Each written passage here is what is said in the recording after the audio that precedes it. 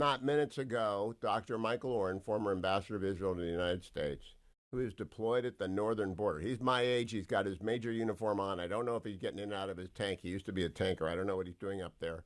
I asked him, what happens if Iran attacks Israel a second time? His response, and I quote, if Iran attacks Israel a second time, Israel should respond in such a way that there is no third time.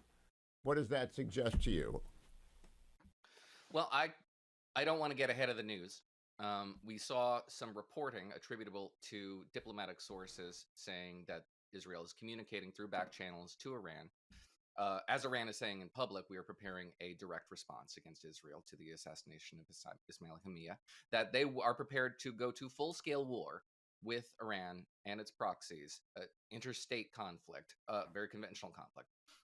And they should be prepared to experience just that. We got some news from Lloyd Austin, Defense Secretary, yesterday. I think it was yesterday, where he said, "Listen, you saw how we responded to just such an attack against Israel in April. You can expect to see us do it again." This what we're hearing, what is being retailed now, is that we are not going to see that kind of, I dare say, fate-saving approach to trying to restore deterrence from Iran's perspective, which in April consisted of 350 some odd ballistic missiles, conventional missiles, and drones. We would see something far bigger, far broader, and far more regional, and that would be a tremendous conflict. It would be a very bad war. We should not sugarcoat it.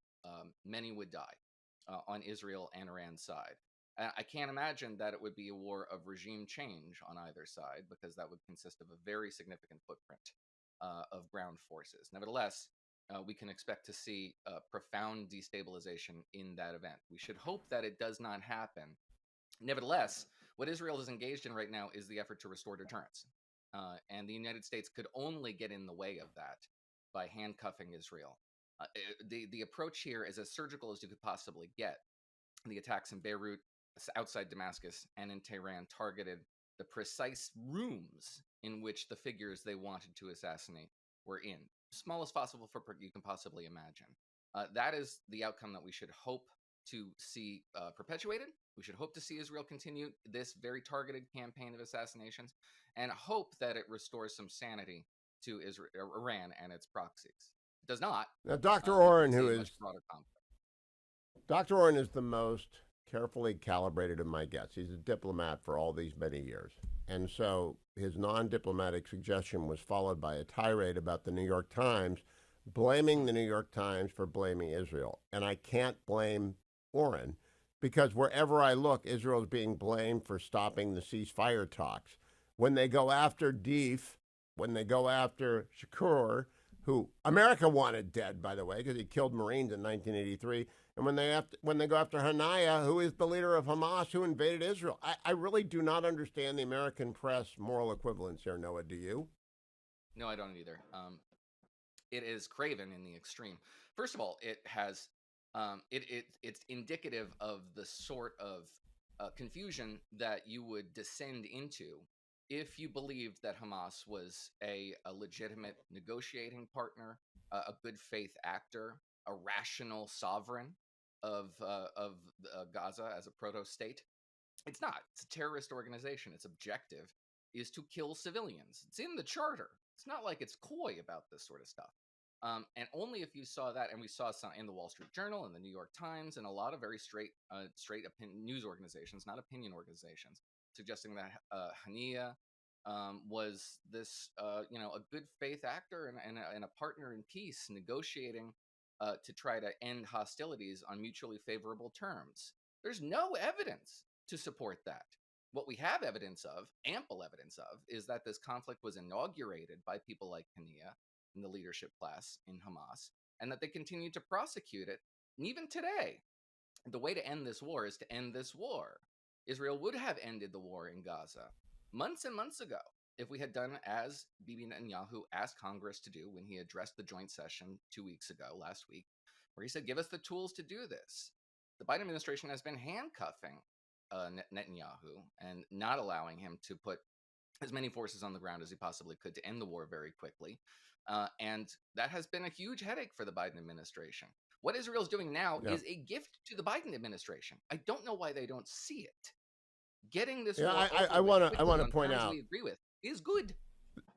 that the entire effort of the Biden administration has been aimed at limiting Israel, not Israel's enemies, from the beginning. And they've ended up, and they've been trying to bring down Bibi Netanyahu's government from the beginning. And now we're into the fall recess. Netanyahu will be the prime minister no matter what happens until February of next year, even if the government falls when they return and they have the election and they have the months-long period of assembling. Netanyahu is there until the next inauguration of American president, whoever it might be. Just, we should get over that. Now, Noah, I have been a journalist for 34 years. I've interviewed more than 30,000 people. I want to play for you the opening of Donald Trump's interview at the National Association of Black Journalists yesterday to get your response. Here is that opening. Can we play the Mr. cut President, from the we beginning, so appreciate please? you giving us an hour of your time. I want to start by All addressing... right, guys, back up, stop over. I want to go down to cut number 22, the very beginning, please. This Cut number discussion 22. continues a decades-long tradition during election years of inviting journalists to discuss the policies and their impact with the candidates who are running for president, and the impact of those policies, especially in Black communities.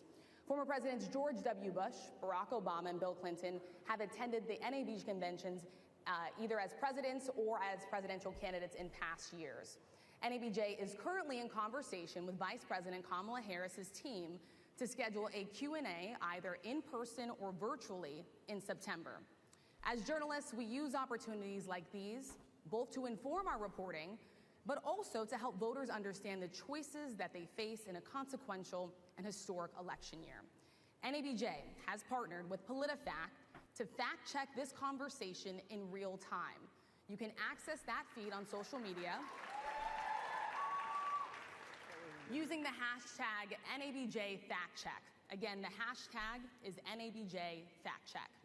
We have a lot to get to, and we do not want to waste any time, so let's bring out the former President of the United States, the Republican nominee for president, former President Donald Trump.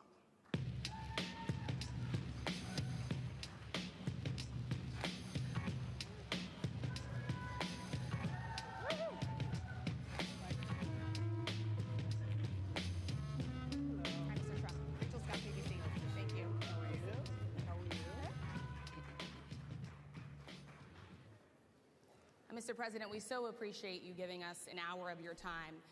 I want to start by addressing the elephant in the room, sir. A lot of people did not think it was appropriate for you to be here today. You have pushed false claims about some of your rivals, from Nikki Haley to former President Barack Obama, saying that they were not born in the United States, which is not true. You have told 4 congresswomen of color who were American citizens to go back to where they came from. You have used words like animal and rabid to describe Black district attorneys. You've attacked Black journalists, calling them a loser, saying the questions that they ask are, quote, stupid and racist. You've had dinner with a white supremacist at your Mar-a-Lago resort. So my question, sir, now that you are asking Black supporters to vote for you, why should Black voters trust you after you have used language like that? All right, stop. Noah, what do you make of that? Welcome. So it was extremely hostile, extremely adversarial, but that's also the job of reporters, to be adversarial towards their the targets of their when they're interviewing somebody, their interlocutors, and that's a good thing. And it's good for Donald Trump to subject himself to that sort of stuff. He's going to get a lot of credit for walking into a lion's den. However, you get all the credit in the world for being brave and walking into a minefield, but if you step on a landmine in the process, you are still hobbled by it. I don't think he did himself a ton of favors with this interview. I think by being he responded to that question very aggrieved. He was incensed by the way he was being treated by the press. And he made that plain, and he got deep into the mud with this reporter who I had never heard before, an ABC congressional correspondent, Rachel Scott. Elevating her profile immensely. Well, going down into the mud with her, I don't think it was helpful. And his DEI response to that following question will haunt the campaign for weeks to